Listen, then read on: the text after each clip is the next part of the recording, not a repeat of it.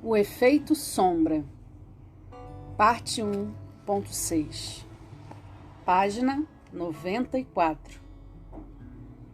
Desejo versus necessidade. Solução: percepção sem escolha. Tem de ser assim. Quantas vezes você ouviu esta palavra ou disse a si mesmo? A vida nos apresenta impasses. Queremos fazer algo, mas o caminho está impedido. Talvez alguém com um ego inflamado diga: ou é do meu jeito, ou não terá jeito. Mas frequentemente, duas pessoas se veem paralisadas porque não conseguem se comunicar. Em um extremo está a compulsão física, tal como as fobias, tenho medo de fazer X, e as obsessões, não consigo parar de pensar em Y. Parecem ser situações muito diferentes. O marido que se recusa a ir a um terapeuta conjugal, obviamente não parece semelhante a alguém que tem fobia de altura. Ou uma pessoa obsessivo-compulsiva que lava as mãos a cada 20 minutos. Mas há um denominador comum. Cada um deles está encurralado entre o desejo e a necessidade. O resultado também é o mesmo. Eles já não são livres para escolher. Uma energia infinita é desperdiçada na tentativa de ultrapassar um impasse. Recorremos a mediadores, negociadores e juízes para decidir disputas. No entanto, o lado que perde sempre se sente prejudicado. O conflito pode ser resolvido na superfície, mas não abaixo dela. Frequentamos médicos e terapeutas na esperança de que algumas doenças possam ser diagnosticadas e tratadas. Nesse caso, ao menos, existe a chance de olhar mais profundamente. No entanto, o diagnóstico é, em geral, muito mais fácil de encontrar que o tratamento. O Prozac e os antidepressivos semelhantes já provaram ser eficazes em conter os sintomas de TOC, transtorno obsessivo-compulsivo, mas não na verdadeira cura da condição encoberta que volta se o paciente parar com a medicação. Contudo, não importa quanto você seja diplomático, o conflito entre o desejo e a necessidade não pode ser totalmente resolvido. A vida em si apresenta situações em que você não consegue obter o que quer. Nem todo mundo se casa com o homem ou a mulher de seus sonhos. O fracasso profissional é sempre uma possibilidade. Ganhar fica fora do alcance. Para um pessimista, há mais frustrações que satisfações inerentes à vida. Os sábios e guias de todas as tradições já viram que o desejo é frequentemente bloqueado. Então, é surpreendente que a tradição védica da Índia mal mencione resignação, paciência e sacrifício pessoal como virtudes. Em vez disso, a sabedoria mais profunda da Índia ensina que há um estado conhecido como percepção sem escolha. À primeira vista, parece sinônimo de desistir. Você não faz uma escolha, abre mão de escolher um lado. Precisamos ser claros, a percepção sem escolha não tem a ver com abrir mão daquilo que se quer, tem a ver com deixar de ser leal a que o ego quer em detrimento do que o universo quer. Com a percepção sem escolha, você deixa sua consciência tomar todas as decisões. Em outras palavras, aquilo que você quer também é a melhor coisa que pode querer. Em tal estado de consciência, segundo os antigos rishis, Não há resistência nem de dentro nem de fora. É uma condição bem fluídica. Para a pessoa comum na Índia, estar no Dharma significa ter encontrado o trabalho certo e conseguir fazer a coisa correta com seu comportamento. Dharma é uma virtude ou um modo correto de viver. Em nível mais profundo, estar no Dharma significa que, espiritualmente, você está no caminho certo, está seguindo os preceitos de sua religião e não está caindo em armadilhas ao longo do caminho. Mas nenhum desses estados resolve o conflito entre eu quero e eu preciso. O desejo e a necessidade continuam em guerra.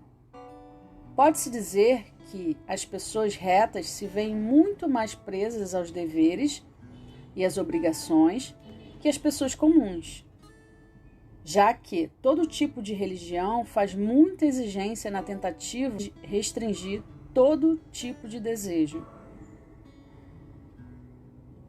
Somente a percepção sem escolha leva ao fim do conflito. Por quê? Quando você chega a esse nível de consciência, o que você quer é aquilo de que precisa para seu bem e o bem do mundo inteiro. Nesse estado de consciência, ninguém precisa lhe dizer quais são as regras do Dharma. Em vez disso, você assimilou o Dharma. Você de fato vive o axioma: não estou no mundo, o mundo está em mim. Manter tal estado exige crescimento pessoal dedicado, mas todos já passaram por momentos como os seguintes. Você fica distraído, ou a ausência de culpa e julgamento próprio, ou você experimenta uma sensação de retidão, ou as condições externas não o bloqueiam, ou outras pessoas colaboram sem oferecer resistência, ou os frutos de suas ações são positivos, ou o desejo termina em um sentimento de realização e satisfação. Como você pode ver, essa é uma combinação especial de ingredientes. No entanto, quando alinha a força do Dharma, esse é seu estado normal. Não é o bastante simplesmente obter o que se quer. Muita gente, com dinheiro e poder suficientes, pode satisfazer qualquer capricho sem muito esforço, mas sentir-se satisfeito e realizado é muito mais raro e, frequentemente, o exercício do poder e do dinheiro apenas inflama os desejos da pessoa, levando a insatisfações mais profundas. Você não pode satisfazer seu ego dando-lhe tudo o que ele quer, pois a única razão da existência do ego é acumular. Ele quer mais dinheiro, posses, status, amor, poder e assim por diante. O mecanismo é conservado intocável. Ele funciona através de uma programação impossível de ser reescrita. Os desejos do ego são superficiais. Seu verdadeiro self é isento de ego. Você não está objetivando o ganho. Não teme a perda. Quando dá de si mesmo, não está secretamente calculando o que terá em retorno. Somos afortunados por haver outra forma de ver o mundo, não da perspectiva do ego, mas além dele, onde a plenitude existe. Conforme o domínio do ego vai enfraquecendo, ocorre uma fusão sutil do eu quero e do eu preciso. Agir como o Dharma, o desejo de Deus, o faria agir de maneira totalmente natural. Você está simplesmente sendo você mesmo. Aceitação versus rejeição. Solução: percepção infinita. O medo da rejeição incapacita milhões de pessoas. Ele faz com que o amor não correspondido seja uma tragédia compreendida por todas as culturas. Espiritualmente, você não pode ser rejeitado, a menos que rejeite a si mesmo. Duvido que qualquer mensagem tenha sido tão mal interpretada quanto esta. Pois quando outra pessoa o rejeita, a dor imposta é sentida e você é a vítima. Sendo assim, para esmiuçar o funcionamento da rejeição, precisamos olhar com mais atenção toda a questão do julgamento. Esse não é assunto novo, embora não haja nada de novo a acrescentar. Todo julgamento se resume ao julgamento contra si mesmo. O julgamento próprio assume várias formas, tais como medo do fracasso, um senso de ser vitimado, falta de confiança, etc.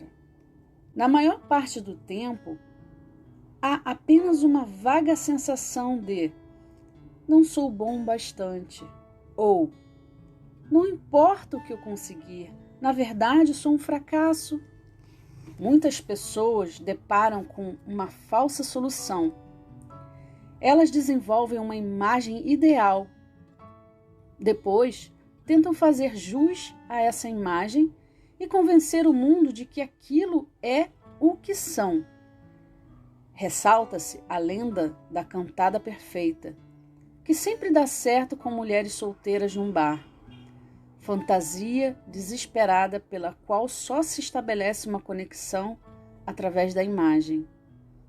Uma autoimagem idealizada pode ser tão convincente que você consiga convencer até a si mesmo.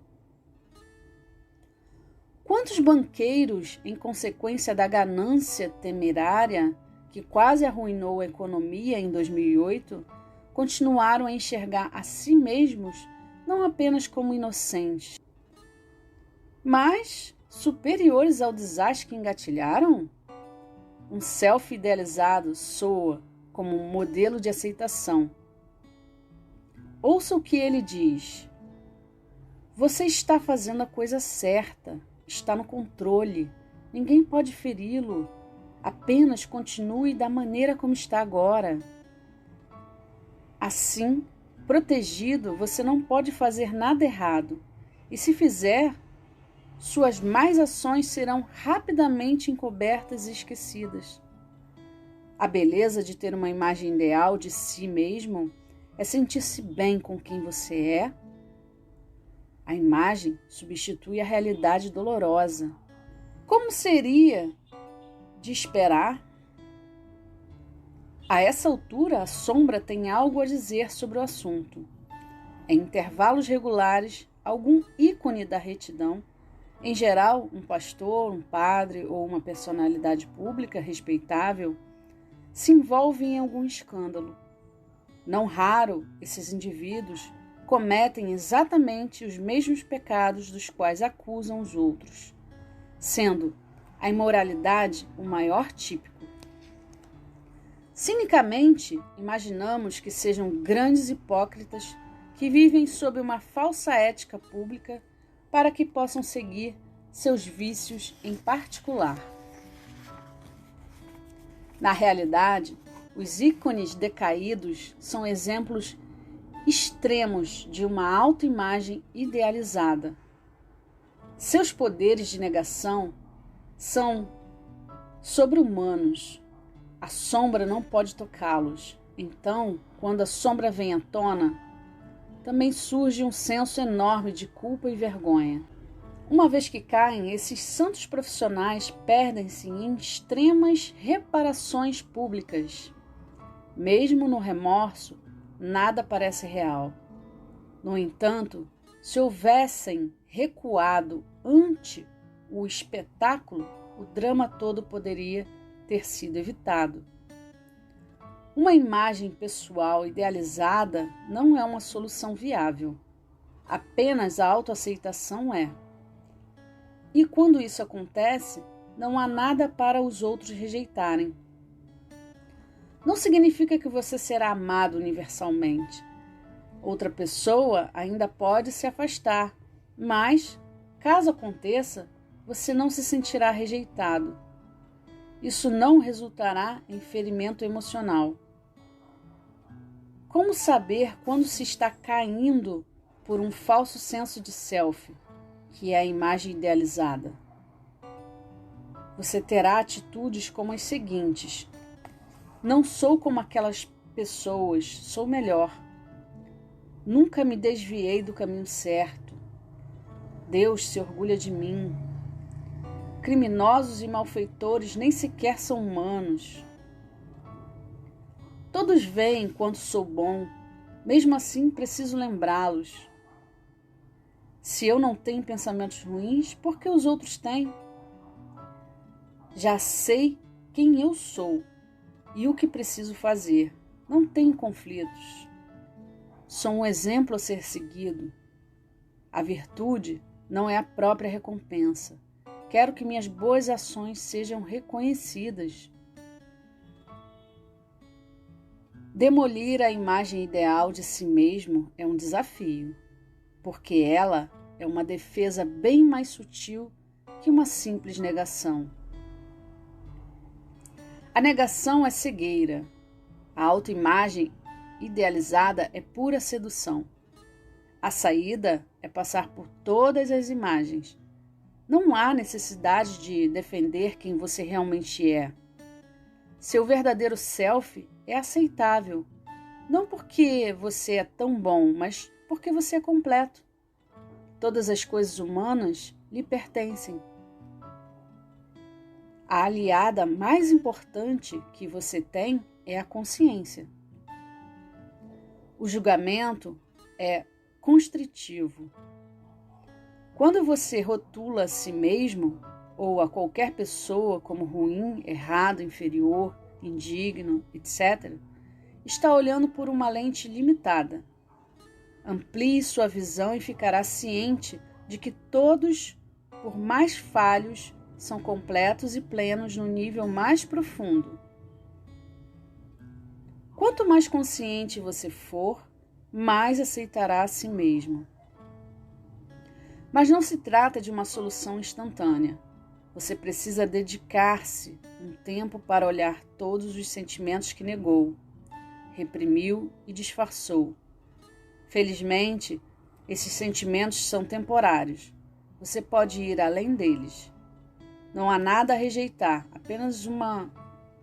apenas muita coisa a rever. É nesse sentido que figuras como Jesus ou Buda puderam ter compaixão por qualquer um, vendo a plenitude por trás do jogo de luz e escuridão. Eles não achavam nada a culpar. O mesmo se faz verdadeiro para o caminho espiritual que você segue.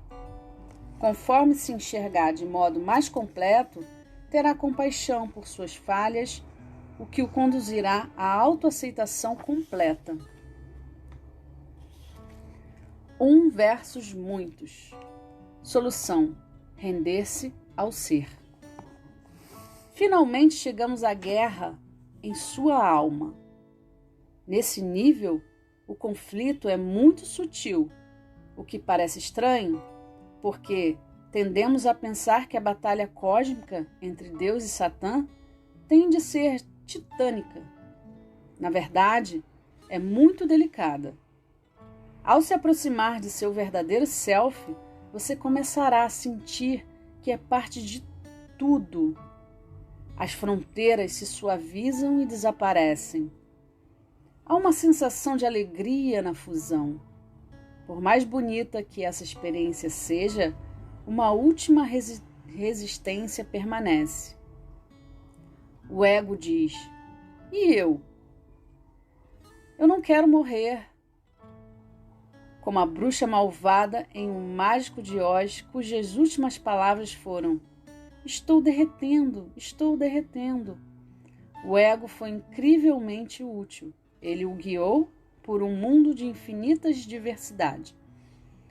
Agora você está prestes a experimentar a unidade. Não admira que o ego se sinta fatalmente ameaçado.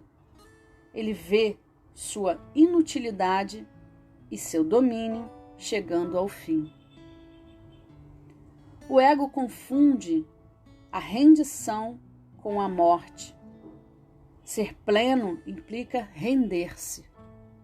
Você abre mão da forma como vê a si mesmo e surge um novo caminho no lugar.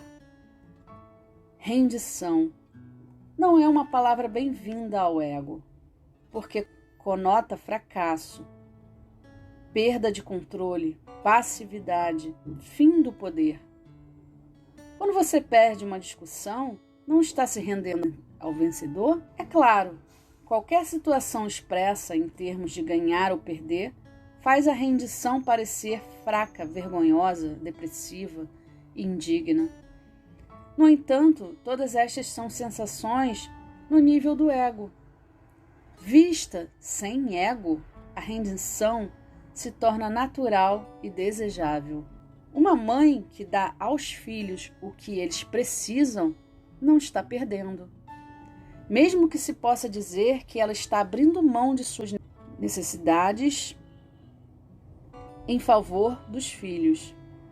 Essa seria uma perspectiva falsa. Você se doa por amor, não perde nada. Na verdade, a rendição amorosa é como um ganho. Seu senso de self se expande além das necessidades movidas pelo ego e pelos desejos. Estas jamais podem conduzir ao amor. A rendição não é da mente. Você não pode imaginar seu caminho até lá.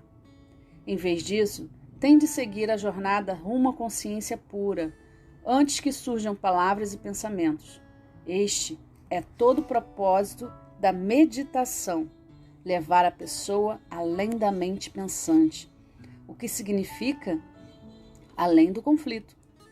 Nos dias de hoje é fácil acreditar que todos saibam como meditar. Se tentou meditar, mas depois abandonou a prática. Sugiro que volte a fazê-lo. Nem todas as meditações são feitas da mesma maneira. Talvez você tenha sido ensinado a meditar como uma forma de relaxamento ou liberação do estresse, ou um caminho ao silêncio. Todas essas alternativas são resultantes reais, mas objetivam muito pouco. O efeito mais profundo da meditação é transformar seu estado de consciência. Se você não está se expandindo consciencialmente, o verdadeiro propósito de se voltar para dentro não foi atingido. Isso não significa rotular nenhum tipo de meditação como errado, mas tem de haver uma equidade que seja adequada a você. Já vi pessoas evoluírem rapidamente praticando uma simples meditação cardíaca, na qual se sentam em silêncio e direcionam a atenção ao coração, e outras se beneficiarem pelo acompanhamento dos movimentos respiratórios de olhos fechados. Acaba-se experimentando inteiramente o verdadeiro self, algo que pode ser alcançado pela meditação com mantras, originada na Índia Védica, ou as técnicas de meditação Vipassana do budismo, para mencionar apenas 2 métodos comprovados. O que quer que você faça, permaneça desperto à sua visão da plenitude. Você não quer transformar a meditação em outro tipo de condicionamento, em que sua mente se convence de ser pacífica ou de ter encontrado o silêncio, quando ambos são apenas um estado de humor ou um hábito. Com sua típica franqueza, Krishnamurti alertou que a pior coisa que um caminho espiritual pode fazer é trazer aquilo que você espera. Em vez de alcançar a verdade, o caminho apenas o transforma em uma versão antiga, porém melhorada de seu self, sentindo-se e parecendo melhor. Na sombra há algo de negação, resistência, medos ocultos e esperanças reprimidas. Sendo assim, se a meditação está dando certo, esses sentimentos começam a diminuir. Em seu caminho espiritual, você deve começar a experimentar o seguinte: a vida fica mais fácil, destituída de esforço. Você age de maneira mais espontânea. O mundo já não traz reflexos negativos. Seus desejos são realizados com mais facilidade. Você encontra a felicidade na simples existência. Estar aqui é o suficiente. Você ganha percepção própria, sabendo quem realmente é. Sente-se incluído na plenitude da vida. Se esses objetivos parecem ideais, também são nobres e totalmente alcançáveis. Na verdade, se os meses se passarem e você não sentir nada disso acontecendo, é preciso voltar a examinar seu caminho. Não estou querendo dizer que a sua prática esteja errada ou defeituosa. Há pausas e atrasos na evolução pessoal de cada um, porque algumas questões levam tempo para serem resolvidas. Boa parte desse processo ocorre nas profundezas do inconsciente. Artistas são muito cônscios disso. A inspiração deles não reage segundo um cronograma. Por outro lado, pode haver sérias razões para que o verdadeiro self não esteja se revelando. Por exemplo, estresse excessivo, pressões emocionais, distrações, depressão e ansiedade, falta de disciplina ou comprometimento, intenções opostas à busca de mais de um meio de vida. O caminho espiritual apresenta tudo. Ele pode resolver todos os conflitos, mas esperamos demais dele quando pedimos uma panaceia. O desenrolar espiritual é delicado, não pode ser alcançado quando a mente está agitada demais ou sua atenção está comprometida pelo estresse e pressões externas. Em outras palavras, a plenitude cura tudo, mas não em um instante. Você precisa preparar as condições certas para se voltar para dentro. Para isso, é preciso lidar com cada um dos obstáculos que listei. Estresse, depressão, ansiedade, distrações não vão subitamente terminar porque você sentou de olhos fechados durante meia hora. Porque, na verdade, quando você dá até mesmo pequenos passos para se preparar para a meditação, isso permite resultados que não podem ser obtidos de nenhuma outra forma. Essa é a estrada real para a consciência e a consciência é plena. Resumo. Termino como comecei, como um instinto médico para o diagnóstico. O tratamento é o prognóstico. A sombra já superou a perspicácia e a duração de várias abordagens. No entanto, algumas pessoas são bem-sucedidas e não são apenas os grandes nomes como Jesus e Buda. A força da evolução é infinitamente maior que os obstáculos que impedem o caminho. Você só precisa olhar em volta para o mundo natural e ver a prova de que a beleza, a forma, a ordem e o crescimento sobreviveram por bilhões de anos. Ao lidar com a sombra, está se alinhando ao mesmo poder infinito. Depois de tudo que foi dito e feito, os requisitos não são complexos. 1.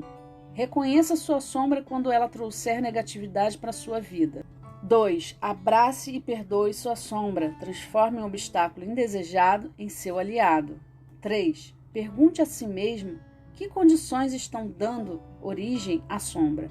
Estresse, anonimato, permissão para causar danos, pressão dos colegas, passividade, condições desumanas, uma mentalidade nós versus eles. 4. Compartilhe seus sentimentos com alguém em que confie, um terapeuta, um amigo de confiança, um bom ouvinte, um conselheiro ou confidente. 5. Inclua um componente físico, trabalho corporal, liberação de energia, respiração de yoga, cura interativa. 6. Para mudar o coletivo, mude a si mesmo. Projetar e julgar os outros como malfeitores só aumenta o poder da sombra. 7. Pratique a meditação, de modo a experimentar a consciência pura, que está além da sombra.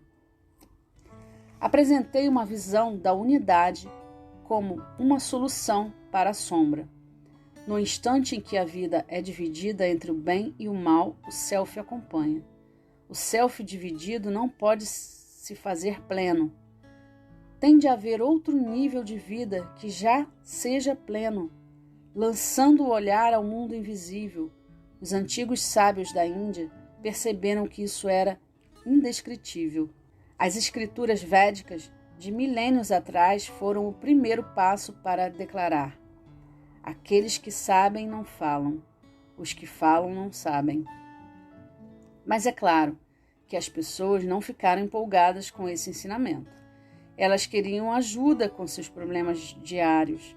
Se uma perspectiva não pode ser transformada em prática, parece infértil e inútil. Os sábios antigos não estavam tentando desencorajar seus ouvintes. Pelo contrário, tentavam dar um mapa confiável, e esse mapa conduz à consciência de unidade. Meu objetivo nessa parte do livro foi desenhar o mapa, em cores vivas e modernas. Agora fica por sua conta segui-lo. A sombra não é um oponente temeroso, mas valioso. Por mais poderosa que seja, o poder da plenitude é infinitamente maior e por um milagre da criação, ele está ao nosso alcance.